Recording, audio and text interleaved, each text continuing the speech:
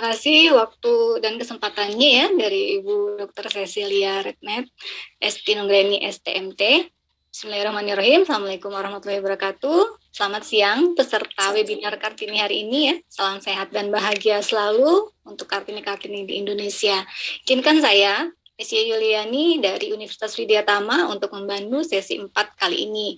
Webinar kali ini dengan tema peran wanita STEM untuk pendidikan, pembangunan bangsa dan untuk mengatasi kejahatan digital ya. Dan telah hadir juga pembicara untuk sesi hari ini yaitu 3 orang Kartini hebat ya untuk mengisi acara hari ini. Itu saya perkenalkan sebelumnya ada Profesor Dr. Dwi Zariana, beliau adalah Rektor Universitas Nusa Mandiri. Yang pembicara kedua itu adalah Profesor Media Anugrah Ayu, PhD, SMIAAA dari Sampurna University. Juga ada pembicara ketiga yaitu Dr. Eva Andriantini, Eskom MMT. Beliau adalah Rektor dari STIKI, Sekolah Tinggi Informatika dan Komputer Indonesia Malang. Nah, yang kita bahas hari ini kan tentang peran wanita ya, untuk khususnya STEM untuk pendidikan pembangunan bangsa. Nah, untuk menghadapi era Society 5.0 ini kan dunia pendidikan memang sangat berperan penting dalam meningkatkan kualitas SDM. Selain pendidikan juga beberapa elemen itu memang menjadi pemangku kepentingan ya untuk turut andil dalam menyambut era society ini. Nah, untuk menghadapi kondisi ini kan khususnya di bidang pendidikan ya, dibutuhkan adanya perubahan paradigma pendidikan. Nah, pendidik di sini dituntut untuk menginspirasi bagi tumbuhnya kreativitas peserta didik, memotivasi anak didik ya, juga bisa menjadi pemantik gitu ya. Nah, izin untuk Prof Media, izin bertanya ini, Kartini di sini kan mengambil peran penting ya dalam perintis pendidikan. Nah, bagaimana cara kaum Kartini ini menyiapkan pendidikan yang berkualitas di era Society 5.0? Waktu dan layarnya. Silahkan Prof Media, sudah hadir. Baik, terima kasih Ibu Moderator, Ibu Juli. Apakah suara saya dapat terdengar? Sudah, Prof. Silakan. Terima kasih. Bismillahirrahmanirrahim. Saya akan coba menanggapi pertanyaannya ya, Bu Yuli. Saya kira keyword dari pertanyaan tadi adalah pendidikan yang berkualitas dan fokusnya ini di era Society 5.0 ya, sesuai dengan tema webinar kita. Nah, di era Society 5.0 saat ini yang dibutuhkan itu adalah masyarakat yang memiliki keahlian abad 21 ya, atau biasa disebut dengan 21st century skill. Jadi diharapkan pendidikan yang ada ini, pendidikan yang diberikan pada anak didik kita itu dapat membekali mereka dengan keahlian tersebut yang secara umum tadi juga sudah disebutkan oleh beberapa narasumber, itu mencakup critical thinking, problem solving, dan juga information atau digital literacy. Berkaitan dengan kesana ya, saat ini kalau kita melihat anak didik kita ini dapat dikatakan masih rendah performanya ya, di level internasional. Ini bila dilihat dari laporan PISA ya, program for International Student Assessment yang dilaksanakan setiap 3 tahun sekali, dan juga dari laporan TIMSS ya, Trends in International Mathematics and Science Study yang biasa dilakukan setiap 4 tahun sekali. Kalau PISA itu biasa dilakukan terhadap anak-anak berusia 15 tahun. Jadi kalau di kita itu yang ikut itu yang anak year 10 ya. Dan kalau TIMSS itu pada anak year 4 dan year 8 biasanya. Berdasarkan laporan terakhir yang diterbitkan oleh PISA 2019, itu Indonesia itu masih ada di kelompok 10 negara di peringkat terbawah. Ya, baik di reading literacy, matematik maupun science. Jadi masih di benar-benar kelompok bawah, walaupun sebenarnya ini sudah menunjukkan adanya sedikit perbaikan ya, bila dibandingkan kalau kita lihat laporan PISA di tahun 2012, di mana Indonesia itu ada di posisi kedua dari bawah, ya, hanya di atas Peru saat itu. Hal yang tidak jauh berbeda juga diperlihatkan pada laporan TIMSS, ya, di mana Indonesia juga ada di 6 negara di peringkat terbawah di tahun 2015 itu ya, jadi masih ya di kelompok 10 negara di peringkat terbawah juga. Dan yang terakhir di tahun 2019 itu kita tidak berpartisipasi di TIMSS, karena mungkin karena kondisi saat ini ya, yang saat itu dimulainya pandemik. Nah, rendahnya performa anak didik kita ini menunjukkan bahwa peran aktif saya kira masyarakat untuk ikut meningkatkan kualitas pendidikan pada generasi penerus bangsa ini masih sangat perlu. Kita sebagai kaum Kartini yang merupakan elemen masyarakat juga, yang sebagian besarnya adalah kaum ibu, yang juga disebut sebagai madrasah atau sekolah pertama bagi anak-anaknya, memiliki peran yang sangat penting dalam menyajikan pendidikan berkualitas bagi generasi penerus bangsa ini. Oke. Hal ini juga saya kira mungkin sedikit saya tambahkan. Silakan, Prof. Hal ini juga didukung sebenarnya dari laporan PISA tadi yang di tahun 2019 itu selain melihat reading literacy, math and science, juga melihat kepada information literacy yang menyatakan bahwa navigation behavior dari anak-anak itu tidak hanya disebabkan oleh akses mereka kepada teknologi, tapi juga kebijaksanaan mereka dalam mengerti apa yang didapatkan, informasi yang didapatkan dalam menggunakan teknologi tersebut. Dan yang kedua juga yang di-highlight yang terkait dengan hal itu adalah tentang reading enjoyment. Jadi yang berkaitan dengan reading literacy yang merupakan dasar dari semua pendidikan saya kira ya. Jadi parents enjoyment of reading itu berkaitan erat dengan students enjoyment of reading. Yang ini berarti bahwa budaya membaca ini akan dapat ditingkatkan dengan dukungan dari lingkungan keluarga ya. Okay. Jadi anak-anak atau ya pendidikan ya budaya membacanya ya. Betul, budaya membaca dan juga literasi untuk bijak dalam menggunakan teknologi, karena bukan hanya mengakses tapi bijak mengerti mana yang baik mana yang bukan ya. Itu itu biasanya didasari juga dengan tadi level dari budaya membaca tadi saya kira. Membaca ya. Mungkin mungkin saya kira karena waktunya ya Bu ya. Iya, jadi semoga dengan demikian nanti pendidikan kita bisa menghasilkan anak-anak yang akan menjadi good citizen di Society 5.0 ini. Amin. Terima kasih. Sharingnya, Prof. Nah, di sini tadi kita menyambung yang Prof media sampaikan ya, bahwa memang kualitas pendidikan ini nanti berpengaruh kepada SDM. Nah, sementara di sini untuk peran wanita di STEM itu di era Society 5.0 itu kan masih minim ya, Prof ya. Mungkin ada Bu Eva yang sudah hadir ini, untuk Dr. Eva sudah hadir hari ini untuk pembicara selanjutnya. Yang ingin saya sampaikan ini sebaiknya ya, biasanya kan teknologi itu tidak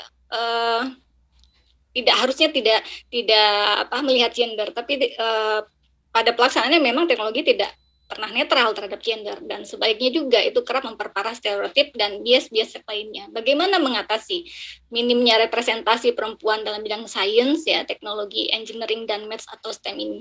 Dr. Eva sudah hadir hari ini?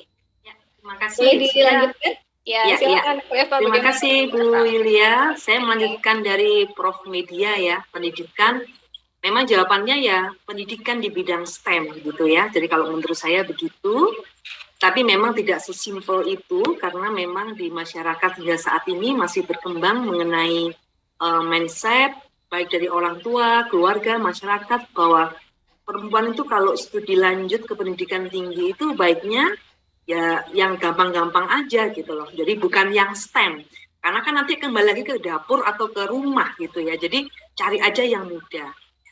Dan kemudian selain itu juga ada stereotip bahwa STEM itu ranahnya laki-laki gitu ya, sehingga yang perlu kita lakukan adalah sebagai orang tua, keluarga, dan juga peran guru sangat penting untuk memotivasi khususnya siswa yang perempuan di tingkat dasar, di sekolah dasar hingga di menengah itu, untuk bahwa generasi muda, khususnya perempuan, itu juga mampu loh menguasai STEM dengan baik gitu. Kemudian juga perlu adanya session begitu untuk menghadirkan karya-karya STEM yang dihasilkan oleh para perempuan itu untuk memotivasi anak-anak yang generasi yang muda tadi untuk berani masuk ke ranah STEM, berkarya, berkarir juga, dan juga menghasilkan sesuatu di bidang STEM. Itu Bu Yulia. Oke, luar biasa, singkat padat ya, Dr. Eva di sini, bahwa memang di sini perlu peran juga ternyata dari guru ya, di sini juga orang tua, kita juga mengenalkan karya-karya terbaik ya, daripada hasil-hasil dari Kartini-Kartini kita. Nah, dari hasil-hasil karya-karya tersebut, di sini sudah hadir untuk pembicara ketiga kita. Terima kasih waktunya Dr. Eva. Ada Prof. Dwiza. Sudah hadir, Prof? Sudah. Nah, menindaklanjuti ya yang tadi disampaikan tentang kualitas, SDM, serta gender gitu ya. Khususnya di sini adalah gender di bidang STEM. Nah, kalau di sini kita membahas tentang gender, tapi dalam di bidang kejahatannya.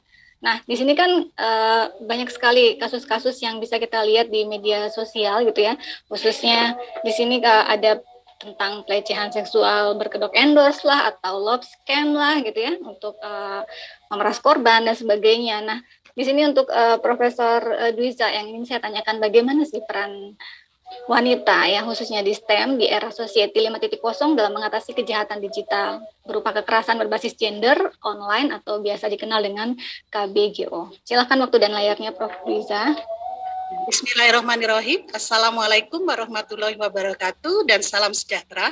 Terima kasih Bu Yuli, peserta webinar yang berbahagia. Menjawab pertanyaan tadi, sebetulnya ada dua peran yang bisa diambil seorang wanita yang berkecimpung di dalam bidang STEM.